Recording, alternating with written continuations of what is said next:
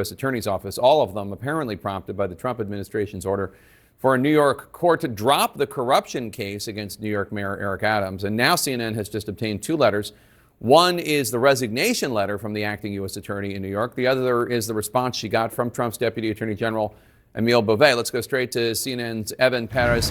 On Evan, just to remind everyone, Danielle Sassoon, the U.S. Attorney, the acting U.S. Attorney in question, is a conservative, a member of Danielle Sassoon, a conservative, a member of the Federalist Society. She clerked for Antonin Scalia. That's just a little background for people. What's in the letters?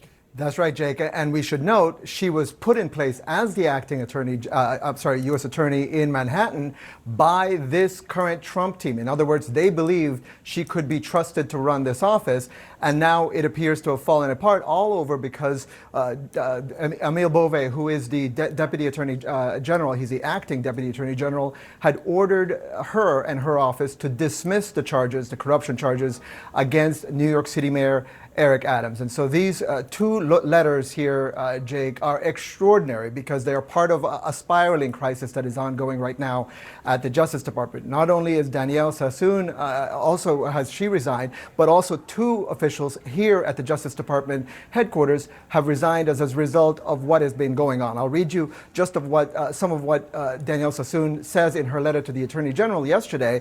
She accuses Beauvais of essentially being part of a quid pro quo with attorneys for Eric Adams. She describes a meeting that happened on January 31st in which she says, I attended a meeting on January 31st with Mr. Beauvais, Adams' counsel, and members of my team.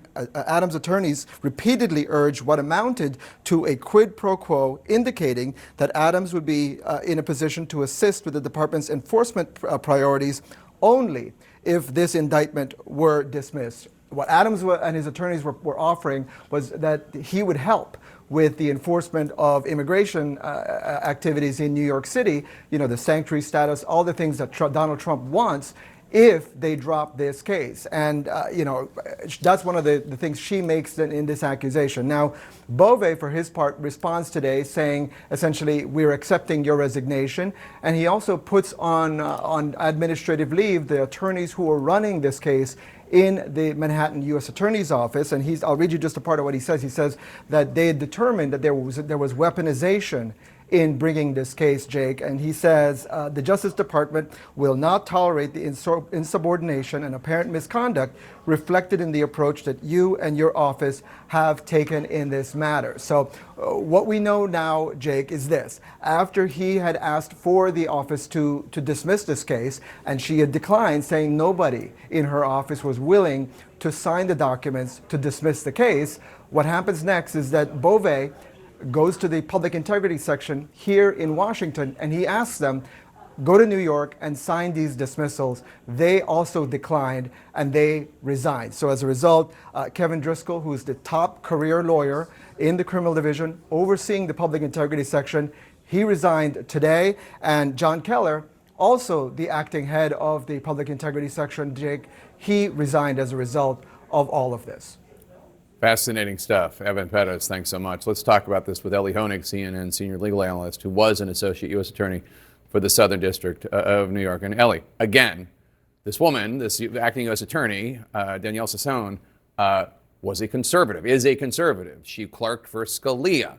She's a member of the Federalist Society. This is not her being a liberal activist prosecutor. Tell us about what kind of statement her resignation makes, do you think, not to mention the people in the public integrity section of DOJ? Well, Jake, these resignations were courageous and necessary moves. It was the only right and principled and ethical move by all of them. All of them were faced with really a prosecutor's nightmare scenario. They were given a direct order from the DOJ bosses to dismiss a perfectly legitimate indictment before it ever saw a trial jury for purely overtly political reasons. If we look back a few days to Emile Beauvais' instruction to dismiss the case, that letter is a crazy document. It is completely political. It is explicitly political. It says, the reason I'm ordering you to dismiss this case has nothing to do with the merits of the case, nothing to do with the evidence, but because Eric Adams essentially needs to be freed up to pursue Donald Trump's immigration agenda. So good for Danielle Sassoon, good for the other DOJ prosecutors. They did the right thing. They took a stand here. So there were a lot of concerns that the original case against Mayor Adams was dropped for for political reasons. And let's be frank here, it's not just about their desire for him to carry out the anti-illegal immigration agenda in New York. Mayor Adams has been very explicitly wooing Donald Trump. And now multiple resignations are linked to this decision from the Justice Department. Do you think the actions of Emile Beauvais are over the line? 100%. I think they're over the line. I think they're political, and I think they're wrong. And Jake, as you said, Eric Adams has been angling for this type of treatment. We thought maybe it would be a pardon for months now. I will tell you, in the SDNY circles that I sort of dwell in, people have been rolling their eyes at this for a long time, saying, oh, he's definitely going to get out of this. Somehow he'll get a pardon. But the way this all happened makes it even worse. The fact that Emile Beauvais instructed SDNY to do it. And by the way, when Danielle Sassoon refused to do it, and you're right, by the way, to note that she's a conservative. Not only was she a Federalist Society member, she penned an op-ed against Joe Biden a few weeks ago, just sort of gratuitously criticizing Joe Biden's pardons.